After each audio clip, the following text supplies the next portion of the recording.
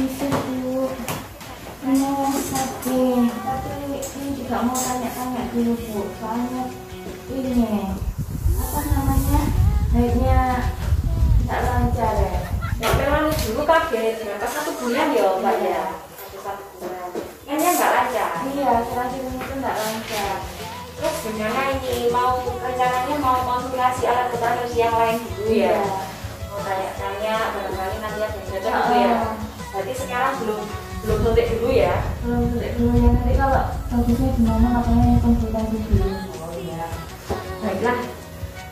Kalau misalnya nanti ada alat kontrasepsi yang lain yang lebih cocok dan yang lebih baik, berarti kan mau pindah kan? Iya. Kan seperti itu. Oke, sekarang kita kesepakatan dulu nanti gini. Sebetulnya sih saya menjelaskan singkat sih bisa, tapi kan semua itu kan harus dijelaskan lebih rinci dan dipahami oleh ibu. Jadi kalau misalnya saya langsung menjelaskannya dia lebih bagus itu kok kayaknya kok nggak enak gitu. Jadi sebetulnya supaya sharingnya lebih jelas, saya dapat informasi baru tentang training counseling dengan menggunakan Alhamdulillah. Sampai ibu kita ngobrol dulu ya. Ibu ini masih punya anak satu ya? Iya. Masih punya anak satu. Terus kemudian anaknya usia berapa? Usia 2 tahun. Berarti nanti karena kan masih ingin punya anak ya. Nah, jadi Bu, pelan-pelan aja. Sebelum nanti saya jelaskan macam-macam alat kontrasepsi, saya mau tanya-tanya dulu terkait dengan pemahaman atau informasi hal-hal yang harus dipahami sebelum memakai alat kontrasepsi ya. Kemudian yang mau saya jelaskan mulai dari, karena itu tadi sudah menggunakan alat kontrasepsi suntik ya, suntik 1 bulan, kemudian ada keluhan haid yang tidak lancar, nah sehingga ibu minta konseling beberapa macam alat kontrasepsi. Sebelum saya menjelaskan alat kontrasepsi, saya akan menjelaskan tentang waktu dan jarak kehamilan yang sehat. Jadi perlukan dengan pahami waktu dan jarak yang aman untuk kehamilan yang sehat itu adalah setelah melahirkan setidaknya ibu menunggu 2 tahunan sebelum mencoba hamil kembali. Jadi ibu nggak boleh hamil dulu kalau anaknya yang sekarang belum usia 2 tahun. Tapi sekarang sudah 2 tahun ya, sudah 2 tahun. Jadi ibu boleh hamil, namun kalau ibu belum menginginkan hamil ya nggak apa-apa memakai alat kontrasepsi.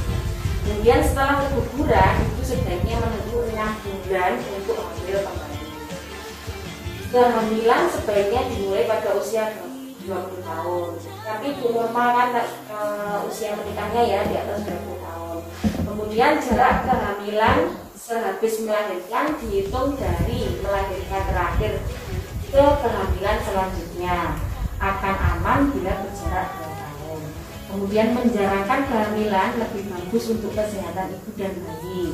Menjarangkan kehamilan memberikan orang tua memiliki cukup waktu dan memperhatikan kepada bayinya. Kemudian waktu dan jarak kehamilan yang sangat dekat atau kurang dari 2 tahun dapat menyebabkan masalah kesehatan pada ibu dan bayi, dapat mengalami lahir prematur, berat badan lahir rendah, dan juga kematian saat.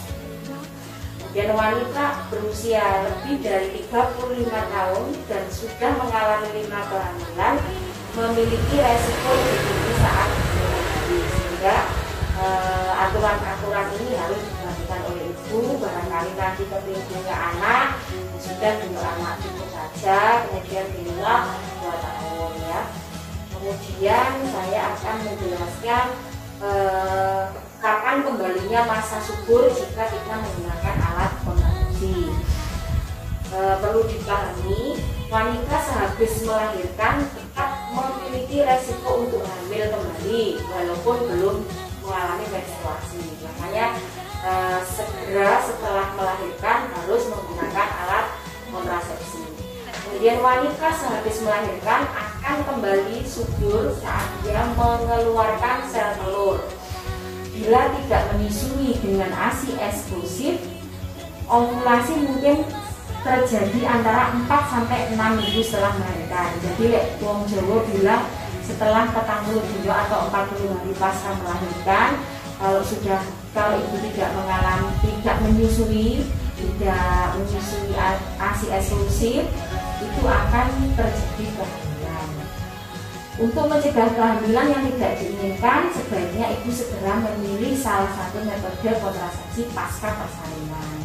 Kemudian ibu yang tidak menyusui bayinya dengan eksklusif akan lebih cepat mengalami kembali masa subur. Jadi misalnya ibu tidak menete'i, kemudian tidak KB, subur cepat dan akan terjadi kehamilan. Tapi kalau ibunya menete'i secara eksklusif, angka kesuburannya akan mundur dan ibu tidak akan hamil. Makanya orang Jawa bilang bahwa kalau zaman dulu tidak memakai alat kontrasepsi, tapi anaknya kan jarak anaknya kan 2 tahunan karena dia menyusui ASI eksklusif juga sama ini. Sekarang kan pakai susu sehingga tidak eksklusif dan kemudian baru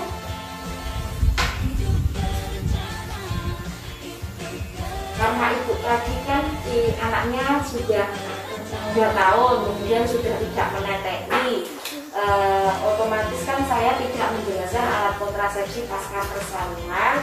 Yang saya akan jelaskan adalah macam-macam alat kontrasepsi.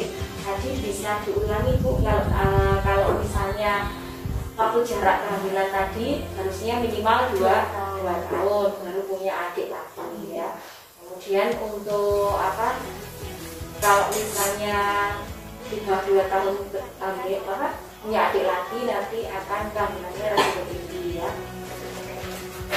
Nah ini Bu, ada beberapa kartu alat kontrasepsi yang panjenengan harus pahami ya. Pertama, alat kontrasepsi iklan, kemudian yang AKDR dan alat kontrasepsi lain, kemudian metode operasi pria, metode operasi wanita, kemudian aminorelatasi, kontrasepsi suntik rekomendasi, kemudian rekomendasi suntik 3 bulan ya, kemudian teori dan kontrasepsi. Ini sama ini yang ya. Nah, jadi sesungguhnya yang ada kontrasepsi yang ibu sudah gunakan saat ini tadi kan suntik 1 bulan ya, suntik 1 bulan karena ibu sudah pernah saya jelaskan terkait dengan suntik 1 bulan. Berarti kartu ini saya sisihkan dulu ya. Kemudian sebelum suntik 1 bulan, ibu pernah kunjungan pakai suntik 3 bulan ya? Iya, tapi akhirnya tidak bisa haid, kemudian ganti 1 bulan. Ya ini sudah pernah saya sisihkan dulu. Terus kemudian yang pernah ibu gunakan sekian banyak alat kontrasepsi yang mana? Yang ini. Pernah ya? Karena sering lupa jadinya suntik. Berarti saya ambil dulu ya. Saya ambil dulu. Kemudian kondom, apakah bapaknya pernah memakai kondom? Belum pernah. Kemudian ibu tadi kan sudah pernah, tidak menete'i ya, karena sudah besar, sehingga metode aminorelaktasi saya ambil gitu. Karena metode aminorelaktasi ini Bu, kalau panjenengan belum paham nanti bisa menginformasikan ke saudara atau siapa. Metode aminorelaktasi itu adalah KB alami. Jadi misalnya ibu menete'i eksklusif sampai 6 bulan dan ditandai dengan ibunya nggak menstruasi, menete'i terus nggak menstruasi, itu dianggap ibu sudah memakai alat kontrasepsi, namanya KB alami. Jadi ibu tidak akan hamil. Tapi kalau susunya sudah diperes, diganti di botol, kemudian ibu bekerja diminumkan, itu dinamakan sudah bukan metode aminorelaktasi. Jadi itu bisa terjadi kehamilan dan ibu harus memakai alat kontrasepsi selain metode aminorelaktasi. Ya, ini kayak zaman dulu, zaman mbah-mbah dulu itu kan nggak nggak ada KB, zaman dulu kan nggak ada KB, makanya terus nggak ada susu botol. Zaman dulu nggak ada susu botol, sehingga zaman nenek moyang kalau menetei bayi selama 6 bulan tanpa ditambah susu botol itu otomatis tidak akan hamil lagi. Makanya kalau zaman dulu itu mesti rutin usia anak kakaknya sama adiknya mesti 2 tahun punya adik, 2 tahun punya adik, karena zaman dulu sama zaman sekarang beda. Kalau zaman sekarang emak-emak milenial kan itu susunya susu botol ya, susu. Nah yang bekerja susu botol, sehingga ini tidak mempan, metode ini tidak mempan, sehingga harus pakai alat kontrasepsi yang lain ya. Nah ini Bu, nah karena ibu itu masih menunda kehamilan, ini kan masih punya anak 1, lah otomatis kan maunya kan otomatis kan mau punya anak lagi gitu loh. Sehingga 2 metode alat kontrasepsi ini saya ambil dulu. Ini metode kontrasepsi wanita, ini metode kontrasepsi pria. Nah ini operasi semua, jadi ini tidak boleh digunakan pada ibu yang masih ingin punya anak. Karena kalau sudah pakai ini nanti sudah nggak bisa punya anak. Nah ini tinggal 2 ini Bu yang belum pernah panjenengan gunakan. Nah ini saya terangkan dua-duanya apa satu sudah dipilih, sudah paham? Dua-duanya sekarang. Intinya ini kan ada implan, ada AKDR. AKDR itu yang dulu itu dibilang IUD zaman dulu. IUD berbentuk T. Kalau zaman dulu berbentuk spiral ya, sekarang cover T, bentuknya T. Nah kemudian yang ini implan ini hormon ya, implan ini hormon. Saya jelaskan satu-satu.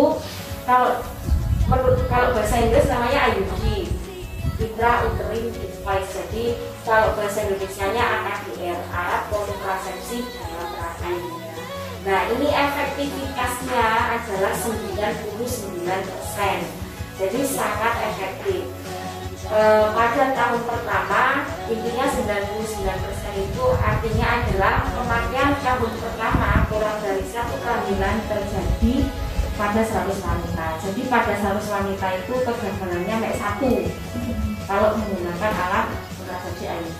Nah kemudian AKDR ini merupakan alat kecil, fleksibel, terbuat dari plastik dan dari tembaga.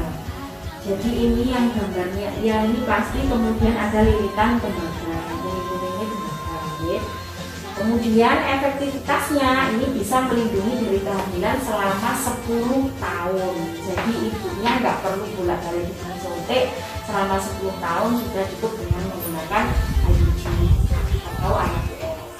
Nah kemudian metode ini aman dan efektif untuk hampir semua perempuan karena tidak mengandung hormon, karena digunakan oleh ibu yang menyusui. Jadi ibu menyusui pun sudah boleh menggunakan alat kontrasepsi IUD karena ini bukan hormon. Kemudian dapat digunakan segera setelah melahirkan atau sebelum bulan. Kemudian efek sampingnya adalah kadang haidnya lama, apalagi gue dari KB suntik, kemudian tidak IUD itu biasanya haidnya duluannya. Kemudian sedikit kram atau nyeri pada saat haid, jadi nyeri haid pada saat pemasangan pertama toh efek sampingnya. Tapi nggak semua individu mengalami hal yang sama, tapi biasanya terjadi seperti itu. Tapi bukan berarti di panjenengan nanti juga mengalami hal yang sama. Terus tadi kan nggak mungkin kalau ibu 10 tahun lagi punya anak, kan nggak mungkin, pastinya 5 tahun lagi kan kepingin punya anak. Nah IUD ini bisa dilepas. Jadi misalnya ini kan efektivitasnya kali kan 10 tahun. Barangkali nanti panjenengan pengen merencanakan punya anak kembali selama 5 tahun, IUD-nya dilepas. Nah kemudian kalau implan ini adalah hormon. Jadi ini disusuk, isinya 2 batang, disusuk di lengannya ibu, di lengan kiri ibu. Atau kalau kita tidak tinggal itu di kiri, tapi kalau tidak yang sering melakukan aktivitas tangan kaki kiri berarti dipasang di tangan kanan ya. Kalau yang normal sih di tangan kiri. Kemudian implan ini adalah alat kalau orang masyarakat bilangnya bukan implan tapi susuk KB ya, susuk KB. Tipenya ada dua, ada yang satu batang, ada yang dua batang. Jadi ada yang mek satu yang dimasukkan, ada dua yang dimasukkan. Kemudian efektivitasnya sama seperti ini, alat pendeteksi dalam rahim. Dari 100 wanita yang terjadi hanya satu kehamilan, kegagalannya hanya satu. Nah, kemudian implan ini adalah kapsul batang yang kecil dipasang di bawah kulit. Jadi nanti ibu bisa meraba sendiri di kulitnya. Oh, itu ada implannya jumlahnya 2 itu ada. Kemudian melindungi jangka panjang terhadap kehamilan selama 3-4 tahun. Jadi implan itu cuma jangka waktunya 3-4 tahun. 4 tahun juga harus dilepas. Kemudian aman untuk ibu menyusui, dapat digunakan setelah melahirkan juga. Efek sampingnya dapat menyebabkan perubahan haid karena ini hormon, jadi sama efek sampingnya seperti suntik, jadi tetap ada gangguan haid. Kemudian ada sedikit nyeri kepala atau nyeri perut atau bahkan nyeri payudara. Namun itu tidak selalu pada tiap-tiap individu, tidak mesti sama ya. Jadi intinya ini hampir sama seperti KB suntik, cuma lebih efektif ini daripada suntik. Jadi intinya kalau panjenengan nanti yang bukan hormon dari ini, yang hormon dari ini, tapi ini lebih baik daripada sekarang. Kira-kira ada yang perlu ditanyakan? Kalau lepasnya begini. Oh ya, kalau yang ini nanti kemasangannya kan dengan cara dibius, dengan cara dibius, kemudian setelah dibius disuap terus dimasukkan alatnya, ada alatnya untuk memasukkan kapsulnya ini di bawah kulit. Tapi nggak bekas ya, bekas sedikit tapi nggak kelihatan kan di bawah, di lengan bagian bawah, jadi nggak mengganggu. Kalau yang nggak berhijab nggak mengganggu apa ya, ingin pakai hijab itu nggak kelihatan karena terlindungi atau di bagian dalam lengan, jadi nggak apa.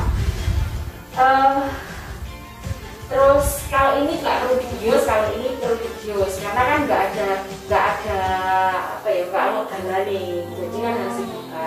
Kalau yang di sini ini kan langsung di rahimnya ibu, jadi wes ada tempatnya, tinggal apa memasuk.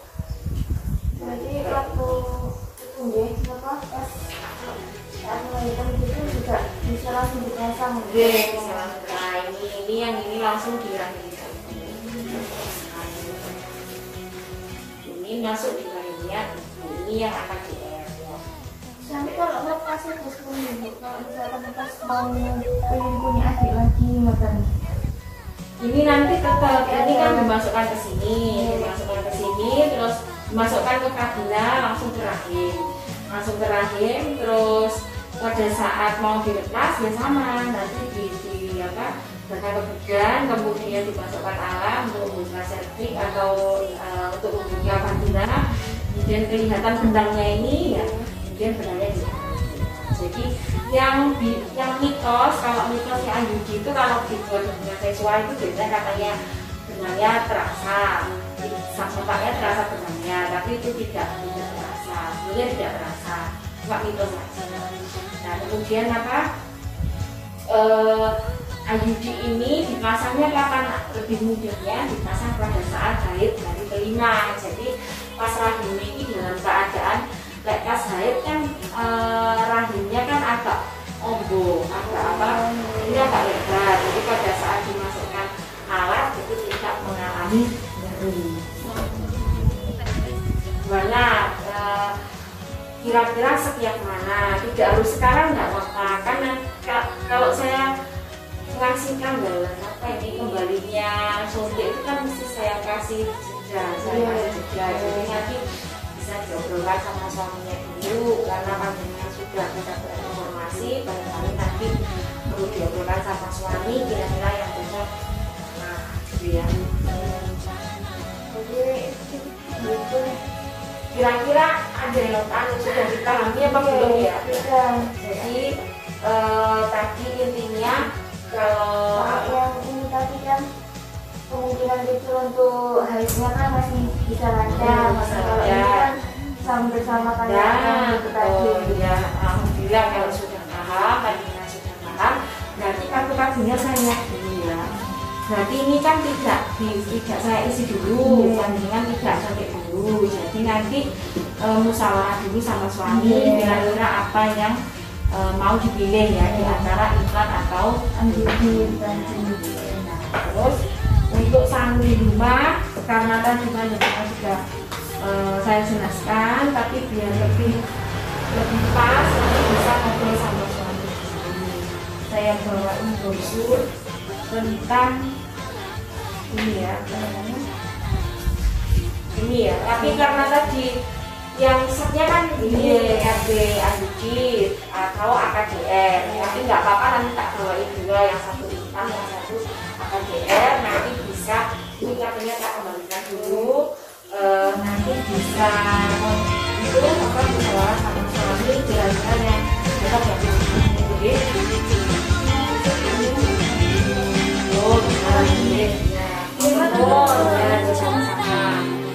Berencana itu keren.